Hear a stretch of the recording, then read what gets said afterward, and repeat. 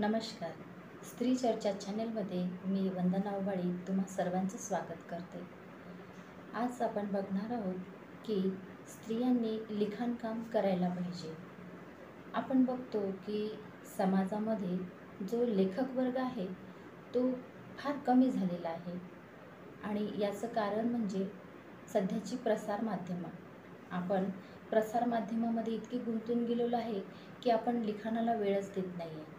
प्रत्येकाला वाटतं काही ना काही लिहावं, परंतु लिखाणाची सुरुवात कशी करावी हे मात्र कळत नाही.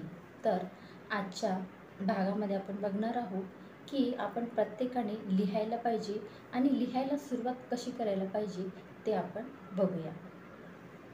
तर सर्वात अगोदर आपल्याला माहीत आहे की आपण निबंध लिहिलेले असतात. जेव्हा आपण शाळेमध्ये कॉलेजमध्ये शिकतो तेव्हा आपल्याला माहीत असतं की निबंध आपण लिहित असतो. आता निबंध लिहिताना काय करतो, तर एका ठराविक अशा विषयावर आपण लिहित असतो आणि त्याची शब्दमर्यादासुद्धा असते निबंधामध्ये. त्या विषयाचं वर्णन आपण त्याच्यामध्ये करतो. आता जर माझी शाळा हा निबंध आला असेल तर आपण शाळेचे वर्णन पूर्ण त्याच्यामध्ये करतो.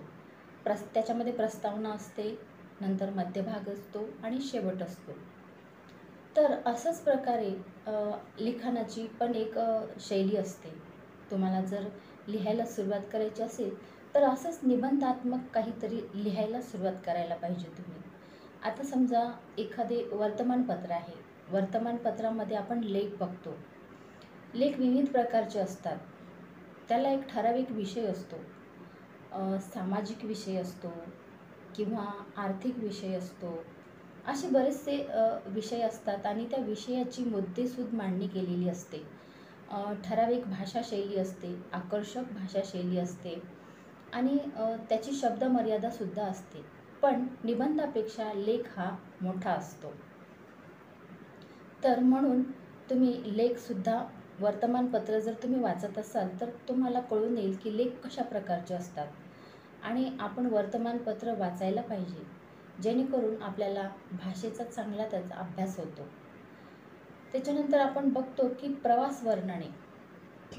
आता ही प्रवास वर्णने म्हणजे काय, तर प्रवास वर्णने म्हणजे जेव्हा आपण प्रवास करत असतो तर त्या प्रवासामध्ये भेटलेली आपल्याला माणसे, ती प्रवासात जाताना नैसर्गिक वातावरण आणि प्रवास करताना होणाऱ्या ज्या घडामोडी असतात त्याचे वर्णन करून एका छान अशा ठराविक शब्दांमध्ये, आकर्षक शब्दांमध्ये, मोजक्या शब्दांमध्ये जे वर्णन केलेलं असतं त्याला प्रवास वर्णने म्हणतात.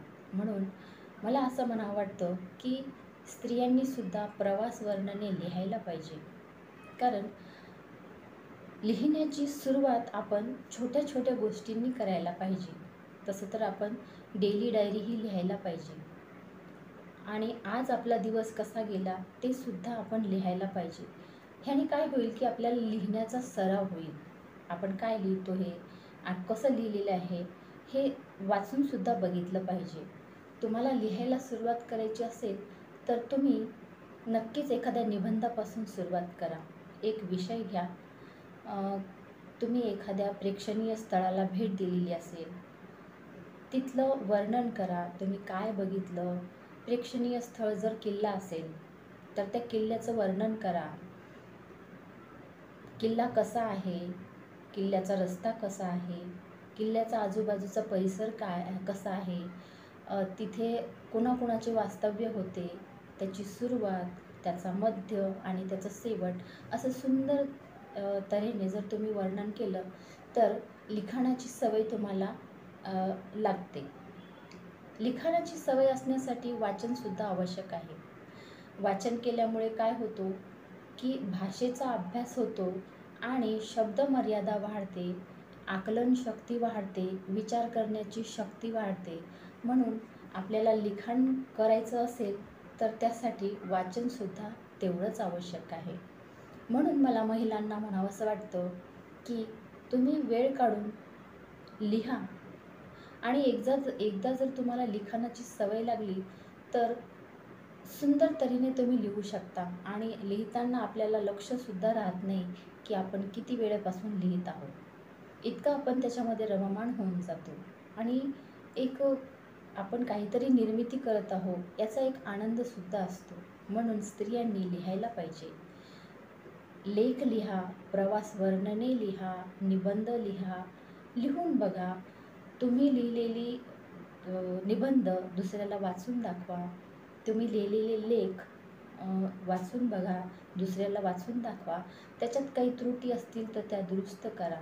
अशा प्रकारे तुम्ही लेखनाची आवड निर्माण करू शकता आणि लिखाणाला सुरुवात करू शकता.